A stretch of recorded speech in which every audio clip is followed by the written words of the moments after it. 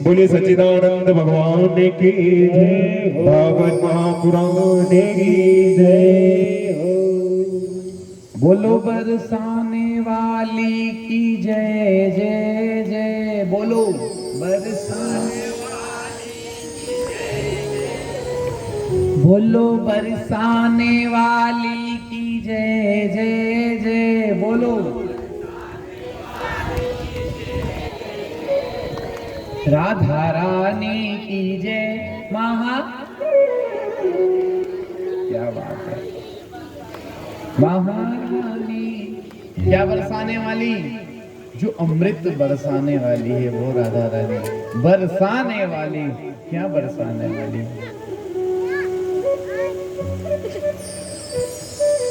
इस प्रेम के अमृत को बरसाने वाली, इस प्रेम के सागर में से एक बूंद हमें देने वाली वो श्री राधा रानी है। माताओं, आज भगवान श्री कृष्ण ने, भगवान नारायण ने बाल रूप में आकर आनंद ही आनंद कर दिया। कल बनाया था नंद घरी आनंद, और आनंद का कोई उल्टा नहीं होता है बंधुओं। माताओं, आनंद कहाँ है? जो आनंद सिंधु सुख राशि, भीतर के त्रिलोक सुखासी। जो बाहर और भीतर दोनों वो आनंदमय कर दे, वो आनंद क्या है? कल बताया था जिसका अर्थ।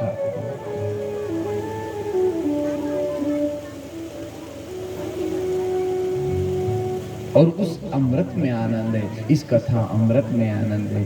क्यों महाराज? क्योंकि ये पिया जाता है। और आज 5वां दिन हो गया।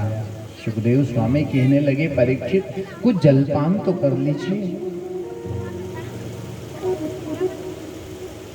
उन्होंने कहा, नहीं पीना मुझे पानी, नहीं, मुझे तो कथा अमृत में ही इतना आनंद आ रहा है कि मुझे प्यास नहीं लग रही है।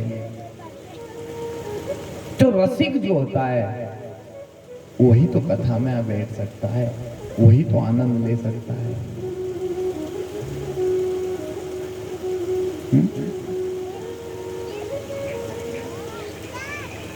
ये वो रस है, ये वो रस है जिससे आम के रस को पीने में आनंद आता है, गन्ने के रस को पीने में आनंद आता है। ऐसे ये कथा का रस है। महाराज, इस कथा के फल का नाम क्या है?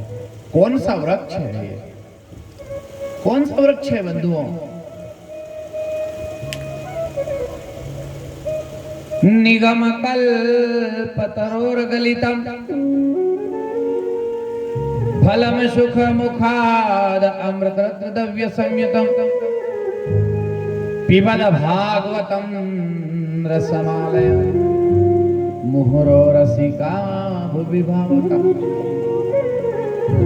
निगम कहते हैं वेद को। निगम किसको कहते हैं? आविष्कार तो सुनो। सुखदेव स्वामी कहते हैं परीक्षित, निगम है वेद, निगम कल्प, और वो वृक्ष है ये कल्प वृक्ष। जो चाहोगे वो मिलेगा, जो कल्पना करोगे वो मिलेगा। कल्प तरोर गलितम, और उसकी तरो नहीं कि उसकी डाली के ऊपर एक फल लगा हुआ है और उसे कहते हैं भागवत रूपी फल। और महाराज ये कोई फल साधारण फल नहीं है, ये फल कोई साधारण नहीं है। ये फल वो फल है जिस फल में तोते ने अपना मुख लगा दिया है। बंधुओं, आपके यहाँ भी फल का बगीचा है, बताइए आप। अगर आपके यहाँ जाम का बगीचा है, आम का बगीचा है, अगर आप जाते हैं उस पे ढूंढते हैं, फल ढूंढो मीठा वाला, आप जैसे ही देखते हो कि भैया तोते ने खाया है, ये बड़ा मीठा होगा। क्यों? या तो उस पेड़ के ऊपर जो फल मीठा है तोता उसको चोंच मारेगा, या तो फिर जिस फल को तोता चोंच मारेगा वो मीठा हो जाएगा। खट्टा होगा तो भी मीठा हो जाएगा। या तो फिर वो पारखी तोता जो परख कर लेगा कि इसमें से मीठा कौन सा है, और या तो फिर वो परख करके, तो ये सब पारखी तोते ने चोंच मारी है साहब। और वो पारखी तोता कौन है? वही तो हमें कथा सुना रहे हैं, वही तो परीक्षित को सुना रहे हैं। तो इस फल के अंदर, इस भगवत रूपी फल के अंदर तोते ने चोंच मारी, अने सुखदेव जी ने ऐसे चोंच मारी कि ये फल मीठा तो था पर और मीठा हो गया। बोल भागवत भगवान की जय। ये और मीठा हो गया माताओं। ये फल कहां से टपका, कहां से आया ये फल?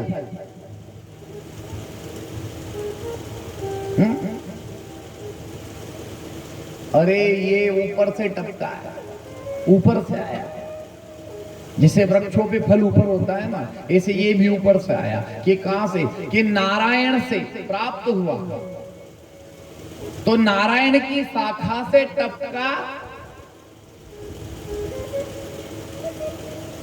तो ब्रह्मा पे अटका, ब्रह्मा से टपका तो नारद पे अटका, और नारद शाखा से टपका तो व्यास शाखा पे अटका, और व्यास शाखा से टपका तो सुखदेव जी के माध्यम से ये धरातल पर आया है। इसलिए ना तो ये फूटा है ना फटा है, इसको चोट मोच नहीं है। अगर आम गिरता है, अगर वृक्ष से आम गिरता है तो नीचे चोट लगने से वो हो सकता है पिलपिला हो जाए, वो फट जाए, वो फूट जाए, पर ये ना तो फूटा है वो महाराज, और इसमें ना तो छिलका है ना गुठली है, फेंकने के लिए कुछ भी नहीं है। आप केला खाओगे तो उसका छिलका फेंक दोगे, आप आम खाओगे तो उसकी गुठली को फेंक दोगे, पर इसमें तो तब क्या करना है? इसको पीना। इस रस को क्या करना है? इस फल के रस को पीबत भागवतम। कैसे पीना? दोनों हाथ से।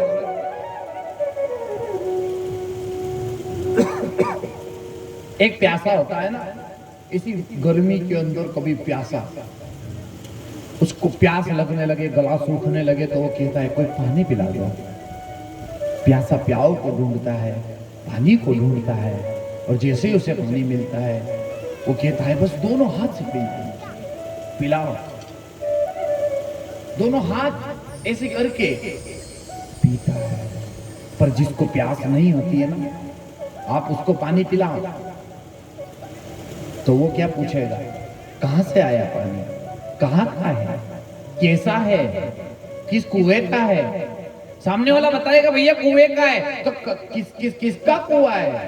तुम्हारा ही है। अच्छा साफ तो है ना कुआं? महाराज अब उसको पीना ही नहीं है, इसलिए कितने सवाल। और जिसको प्यास है वो सवाल करेगा, वो ये पूछेगा कि कहाँ का पानी है, ये वो पूछेगा क्या, बताइए आप। वो तो ये कहेगा तू तो पीला, बस प्यास को बुझाना है। तो हम भी सब प्यासे हैं, हम भी पिबद भागवतम रसम मालयम मोक्ष पर्यंतम, और पियो, और पी कौन सकता है, आप सब पीने वाले देखिए। इतने बड़े रसिया हैं हमारे गांव ढासरी में साहब, कि अभी एक भागवत हो गई, उसके पहले एक राम कथा हो गई, फिर भी देखो इतने लोग। मैं बस वही आश्चर्य करता हूँ कि इतने लोग कथा सुनने बैठे। क्यों? क्योंकि यहाँ रसिया हैं सब। किसके रसिया हैं आप? अच्छा, रसिया भी सब अलग अलग होते हैं साथ। नाम ही क्या है इनका? रसिका भो विभाव कहा, जो भावुक होता है। अच्छा, रसिया। अब जिसका रसिया है, अब मेरे को ये बताइए, गांजा पीने का जो रसिया होगा वो गांजा पीने वाले को ढूंढ लेगा। शराब पीने का रसिया जो होगा वो शराब पीने वाले को ढूंढ लेगा। कहीं से भी ढूंढ लेगा, किसी भी स्थान पे ढूंढ लेगा। हाँ। ताश की पत्ती के खेलने वाला रसिया रहेगा तो भी ताश की पत्ती उड़ा के ढूंढे लेगा। क्या कई करा साहब, इनमें जी आनंद आ रहे। भी रसिया तो है सही साहब। देखो, रसिया एक तरह का नहीं है साहब, कथा में नाचने का रसिया होता है, ये भी रसिया है। महाराज, कथा सुनने का भी रसिया होता है। और वो रसिया कौन है वो सबसे बड़ा रसिया? बताइए आप, क्या आप बता सकते हो? आप गाते भी हो। कौन है इस कथा में? वो आकर के बैठते, और जब वो आकर के बैठते तभी हम कथा सुना सकते हैं। अगर वो नहीं आए तो हमारी कथा सुनने की कोई शक्ति नहीं है, हमारे में कोई शक्ति नहीं है। और वो कौन है? वो सुनते हैं यहाँ के, वो बैठे हैं, बस हम उन्हें पहचान नहीं पाते। कौन है? राम कथा सुन वे को रसिया,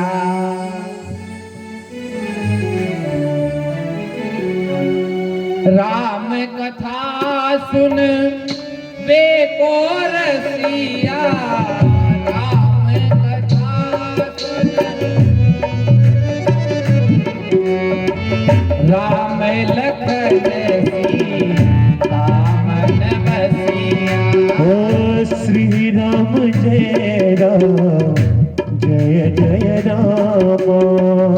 श्री राम जय राम। राम कथा सुन वे को रसिया, राम लखन सीता मन। कौन है? बोलो श्री हनुमान जी महाराज। हे रसिया, जब भी सुंदर कांड होती है हम कहते कथा प्रारंभ होते है, सुनो वीर हनुमान अपना आसन लीजिए। क्यों? आप अपना आसन नहीं, वो तो लेते ही है। अरे वो तो सुनते हैं अच्छा देखो साहब, कथा सुनने का शौक भगवान को है। अर्जुन को गीता सुनाना तो कृष्ण का एक बहाना था। ध्यान से सुनना, अर्जुन को गीता सुनाना कृष्ण का एक बहाना था, क्योंकि गीता तो हनुमत को सुनाना था। किसको सुनाना था? आई बात समझ में? पटेल बात। अर्जुन को गीता सुनाना तो एक बहाना था, पर वही गीता हनुमत को सुनाना था, जो ध्वजा पे बैठे थे उस अर्जुन की। और भगवान कृष्ण से एक बार कहा था, प्रभु मुझे सत्संग करावा। कृष्ण से कहा तो कृष्ण ने कहा, समय आने पर मैं तुम्हें सत्संग भी करूंगा। और बीच वहां सत्संग को कई काम बताओ। अरे जाकी जगह लड़ाई झगड़ा हो, वहां सत्संग को कई काम। धर्म और अधर्म को जहां युद्ध हुई हो वहां सत्संग कई करे, वो बताओ। बस योज करी सकते, क्योंकि सत्संग तुम्हारे सुधारी सकते है, सत्संग सुधार सकता है। ये जैसे आज आया हमारे देश में, भारत में कोरोना, यो कोरोना वही तो है। पहले कौरव थे, कौरव, पांडव के सामने कौन थे? कौरव, और ये आया कोरोना, ये भी वही है, उसी के समान। पर आई धर्म था, आई कृष्ण था। जिस जहां कृष्ण है, जहां धर्म है, वहां कोरोना कुछ बिगाड़ सकता है क्या? बिगाड़ सकता है? नहीं। क्यों? क्योंकि कोरोना वहां नहीं आता जहां धर्म होता है, जहां कृष्ण होता है, जहां करुणा होती है। जहां करुणा होती है वहां नहीं आता।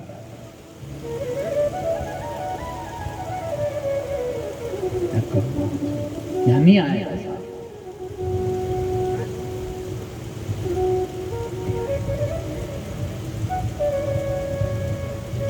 ध्यान से, बस वही है, वो अधर्म है, ये अधर्म आया है। इसलिए सत्संग करो। सत्संग में पहले ही कहते थे साहब ऐसे करो, नमस्कार करो, प्रणाम करो दूर से। ये किन्ने सिखाया हाथ मिलाना? अब कहते 2 गज दूरी में मास्क जरूरी, तो अब 2 गज दूरी क्या? ये तो हमारा शास्त्र ही कहता है दूर से प्रणाम करो।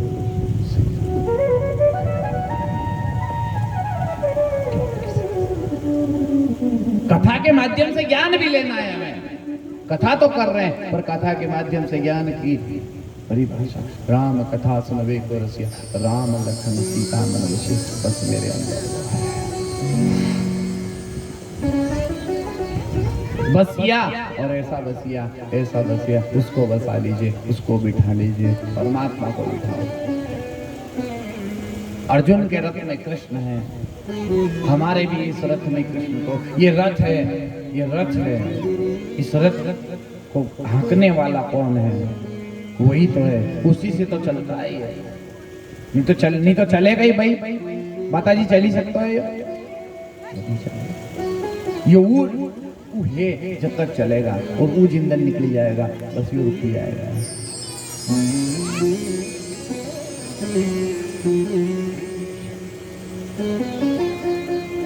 अयन रामायण नारायण, ध्यान से सुनना।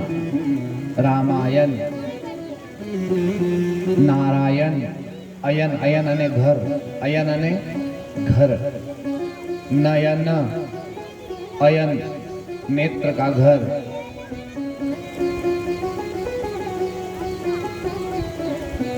क्या समझ में आ रहा है? आज आप रामायण नहीं पढ़ते हो, पर रामायण राम का घर है। क्या है? नारायण, अयन, ये नारायण का घर है, यहाँ रहता है वो। इसलिए क्या कहा जाता है? आत्मा सो। बोलिए आत्मा सो, आत्मा सो। तो क्यों कहते हैं? क्यों सोया हुआ है?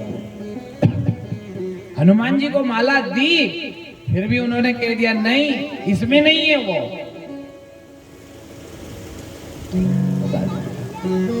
इस माला के मोतियों में ढूंढता हूं, नहीं मिलता। क्या? मैं तो सांस सांस में जपता हूं उनको। सांसों की माला में, सुमरो में तेरा नाम।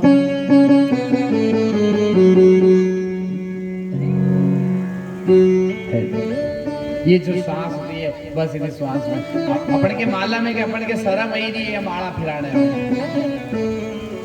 तो श्वास की माला में ले लो, ले लो।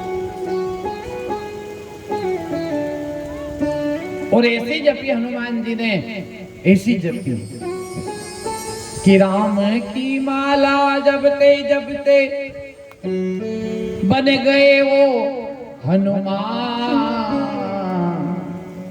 सांसों की माला में, सुमरो में तेरा नाम। ये हरि, ये सांस की माला चलती रहे। क्यों? क्योंकि सांस रुक जाएगी चलते चलते, सम्मा बुझ जाएगी जलते जलते, दम निकल जाए आदमी का क्या भरोसा। इस कितने मर रहे हैं बताइए अभी, क्या भरोसा है, कुछ नहीं कह सकते हम। भरोसा है कहीं तो क्यों बैठा है तब?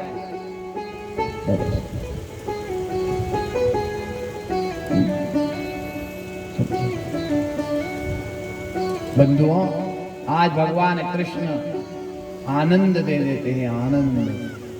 और आज नंद जी के यहाँ आनंद है। जो यशोदा सबको यश देती है, आज यशोदा का मान बढ़ा दिया, भगवान स्वयं उनके घर आए। भगवान का जन्म हुआ अष्टमी को, उत्सव हुआ नवमी को। नवमी मतलब, नवमी का मतलब नमी है, और नमी है इसलिए भगवान वहां पर उत्सव करते हैं। अच्छा, राम का जन्म भी नवमी को हुआ और उत्सव भी नवमी को, पर कृष्ण का जन्म अष्टमी को और उत्सव नवमी को। नवमी, नवमी का मतलब नमी। और ये उस दिन भी कहा ओम नमो नमो, थोड़े झुको मिलेगा प्रणाम। और महाराज, उत्सव का मतलब क्या होता है? उतने उत्कंठा। जब भगवान का उत्सव होता है तो पता चलता है महादेव जी को, भगवान शंकर को पता चलता है ठाकुर जी हमारे नारायण ने जन्म ले लिया है, मतलब इस संसार में अवतार ले लिया है।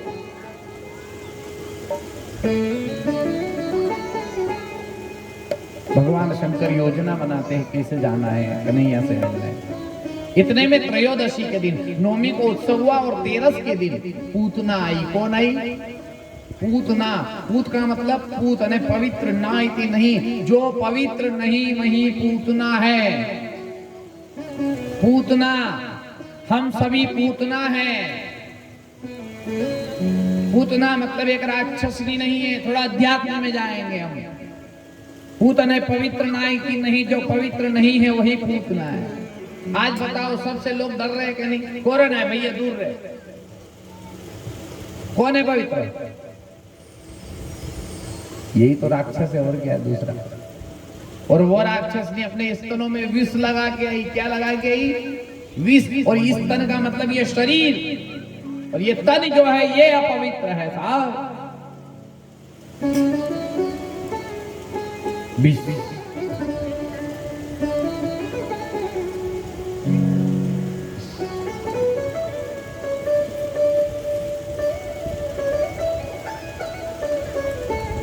माताओं विष लगा करके आई और उस गली में घूमने लगी, गोकुल की ढूंढने लगी, कन्हैया कहाँ है, कन्हैया कहाँ है, कहाँ है।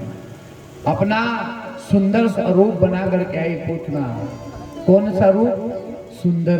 अब बताओ भगवान क्या बताओ सुंदरता को देखते हैं।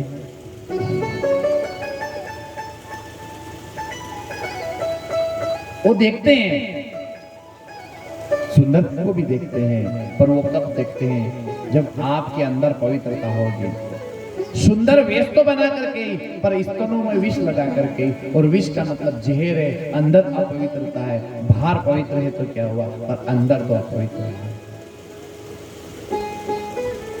इसलिए कहा माताओं, बंधुओं, आप कहते हो गंगा नहाओ, यमुना नहाओ, नहाने जाओ, नहाने जाओ, तो कहीं नहीं नहाया था।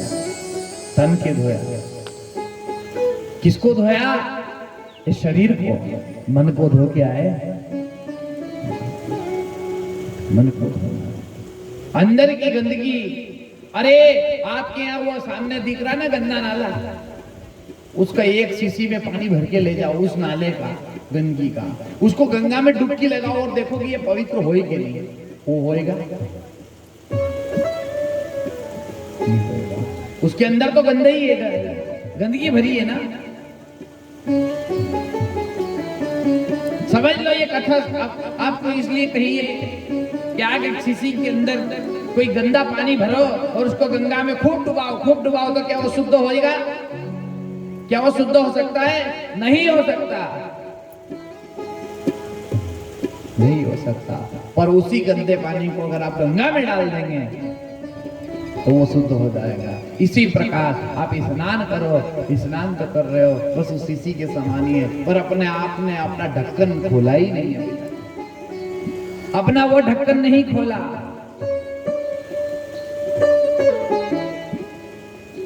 जिसके कारण आपकी गंदगी निकल जाए। कौन सा?